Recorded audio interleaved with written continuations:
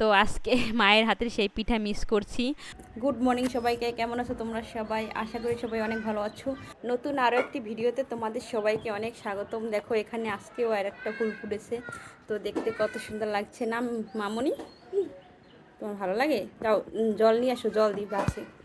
তো দেখো আজকে অনেক দেরিতে ঘুম থেকে উঠেছি, মানে রাত্রেবেলা তো কারেন্ট ছিল না, এই কারণে রাতে ঘুমাতে পারিনি কেউ। তাই সকাল 10টা বাজে ঘুম থেকে উঠেছি, সকাল ভোরে মানে 6টা বাজে উঠে রান্নাবান্না শেষ করে তারপর আবার 8টা বাজে ঘুম দিয়েছি, তারপর 10টা বাজে ঘুম থেকে উঠলাম।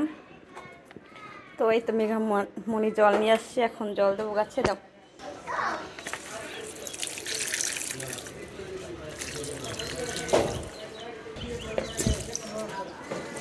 দেখো এখানে ফুল গাছটা একবার ওই দিকে গেছে, এখন ভিতর দিকে এনে দিয়ে দিতে হবে। এইভাবে দিয়ে দেব। এখন উপর থেকে উঠতে উঠতে ওই দিকে যাবে।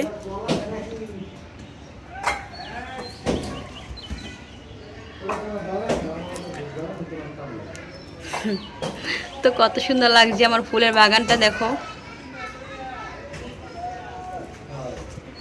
তো সেই মানে রাত্রিবেলা অনেক কারেন্ট নিয়েছে, কারেন্ট ছিল না, এই জন্য মানে কেউই ঘুমাতে পারেনি। এই জন্য সকালবেলা আবার ঘুম দিয়েছে যখন কারেন্ট আসছে তখন। তারপরে যাক এত পরিমাণ কারেন্ট নেই, ঘুমাতেই পারি না, তো কি করব, তার জন্য সকালে ঘুমিয়েছিলাম। আবার 10টা বাজে এখন ঘুম থেকে উঠেছি, তো ওদেরকে খাওয়াবো, মেঘা প্রিন্সকে, ওদেরও ক্ষুধা লেগেছে আর আমিও খাবো। তো রান্নাও শেষ হয়ে গেছে সকালেই। তো এদিকে দেখো পুঁই শাকের বড়া ভেজেছি।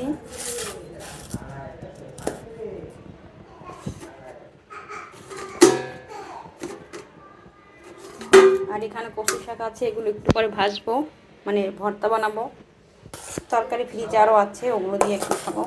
তো এই পুঁই শাকের বড়া এগুলো দিয়ে এখন ভাত খাবো, তারপরে মাছ মেঘার জন্য, মেঘাকে খাইয়ে দিতে হবে, তাই একসাথেই নিয়ে বসেছি। নে ভাত, প্রিন্সও খাচ্ছে। তো আমরা সবাই খেয়ে নিই, তারপরে আবার দেখা হচ্ছে তোমাদের সাথে।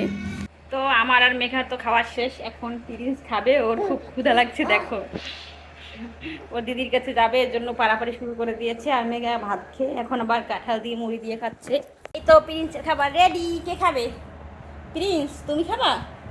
দুপুরবেলা খেয়ে দিয়ে বাবু একটু ঘুমিয়েছে, আর এখন এই থেকে রান্না করব। স্নান টানানো সেরে নিয়েছে, আজকে তো স্নান থেকে উঠতেই চাচ্ছিল না জল থেকে, আজকে যে পরিমাণে গরম। তো কচু শাকের ভর্তা করবো, এর জন্য দেখো কচু শাক সেদ্ধ করে নিয়েছি, সেদ্ধ করে পানি ছাড়িয়ে নিয়েছি। তো কচুর শাক ভর্তা বানানো হয়ে গেছে। তো কচুর ভর্তা তো বানানো শেষ, এবার দুপুর হয়ে গেছে আর প্রচুর পরিমাণে গরম। আর এখন স্নানটা সেরে নেবো, আর তার আগে ফ্লোরটা একটু মুছে নিতে হবে, রুমটা। প্রতিদিন রুম না মুছলে আর হবে না, কারণ বাবু প্রায় রুমের মধ্যে হাঁটাহাঁটি করে। তো দুপুরবেলা সমস্ত কাজ, রান্না বান্না, তারপরে মেঘা প্রিন্স স্নানও করেছে, এখন প্রিন্স ঘুমিয়ে পড়েছে। আর এই ফাঁকে আমি রান্নাবান্না তো শেষ হয়ে গেছে, আমি রুমটা মুছে নিয়ে তারপরে স্নান করে নেব। আর প্রতিদিনের মতো আজকেও আমাকে রুম মুছতে হচ্ছে, কারণ প্রিন্স প্রায় মানে ফ্লোরেই থাকে বেশিরভাগ সময়, কারণ খাটের উপর থাকলেও যে কোনো সময় পড়ে যেতে পারে, অনেকটা রিস্ক থাকে। এই জন্য ওকে ফ্লোরেই রাখি, হয়তো পাটি বিছিয়ে বা শুধু ফ্লোরটা পরিষ্কার করে রাখি, তাহলে ফ্লোরেই রাখতে পারি ওকে। তো এই জন্য প্রতিদিন আমি ফ্লোরটা মুছে নিই, না হলে তো ময়লা থাকতে পারে। আর এইদিকে দেখো প্রিন্স ঘুম থেকে উঠে গিয়েছে, আর টের পেয়েছে যে ওর ঠাকুরমা আসছে, আর ওকে ডাক দিয়েছে। যেই ডাক দিয়েছে সাথে সাথে ওকে আমি ফ্লোরে রেখেছি, আর ও ঠাকুরমার কাছে দেখো হেঁটে হেঁটে যাচ্ছে। মানে ও সুর পেলেই হলো ওর ঠাকুরমার, তাহলে সাথে সাথে চলে যায়। আসলে বাচ্চারা এরকমই হয়, ঠাকুরমা দাদু ঠাকুরমাকে অনেক বেশি ভালোবাসে। কাছ থেকে ফিরলে মানে যদি না নেয়, তাহলে চিল্লাচিল্লি শুরু করে, কান্না শুরু করে দেয়, এমন আর কি। তো এই জন্য দেখো ঠাকুরমা একটা ডাক দিয়েছে, সাথে সাথে তার কাছে চলে যাচ্ছে। আর দেখো ওকে না নিয়ে এখন থাকতেই পারবে না। তো সাহায্য কেন, সাহায্য কেন? হুম।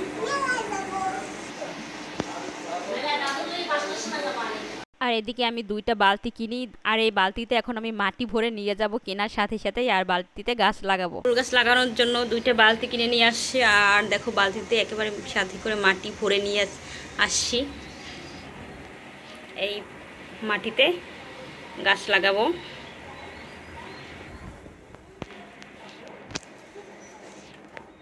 আমাদের ব্যালকনিতে অনেক চারা আছে, দেখো এই ফুল গাছ আছে, তারপর তুলসী গাছ, আর এগুলো লাগাতে হবে, এর জন্য বালতি কিনেছি, আরও কিনতে হবে। আর এইখানেও অনেকগুলো গাছ বেশি হয়েছে, আর ওইগুলোর জন্য বালতি কিনে লাগাতে হবে। তো আরও কয়েকটা বালতি কিনবো, তারপরে একসাথে চারা গাছগুলো সব জায়গায় লাগাবো। তো দেখো ফুলটি এখনও কত সুন্দর আছে।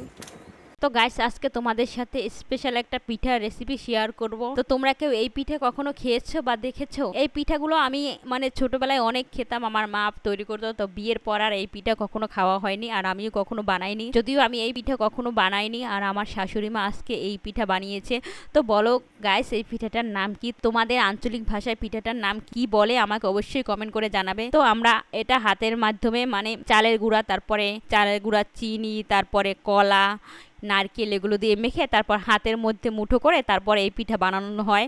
তো এর জন্য এই পিঠার নাম হলো মুঠো পিঠা। দেখতে দারুণ হয় এই পিঠাগুলো, আর খেতেও কিন্তু দারুণ হয়। এভাবে হাত দিয়ে মানে মেখে সুন্দর করে বানিয়ে নিলে হয়ে যায়। আর এই পিঠে কোনো রকম ঝামেলা নেই, খুব সহজে বানানো যায়। তো বানানোর পর শুধু সিদ্ধ করার পালা। তো এখানে দেখো আমি কুকারে পিঠাটা সিদ্ধ করে নিচ্ছি, আর আজকে এই পিঠাটা স্পেশালি আমার শাশুড়ি মা বানাচ্ছে। আর এইদিকে দেখো ডালের বড়া তৈরি করছে। তো দেখো পিঠাটা তৈরি হয়ে গেছে, কত সুন্দরভাবে পারফেক্ট হয়েছে। আর এখন শুধু খেয়ে নিলেই হবে। আর এই পিঠাটা বেশিরভাগ যদি ঠান্ডা মানে ঠান্ডা আজকে বানিয়ে রাখলে কালকে খেলে আরও বেশি মজা হয় খেতে।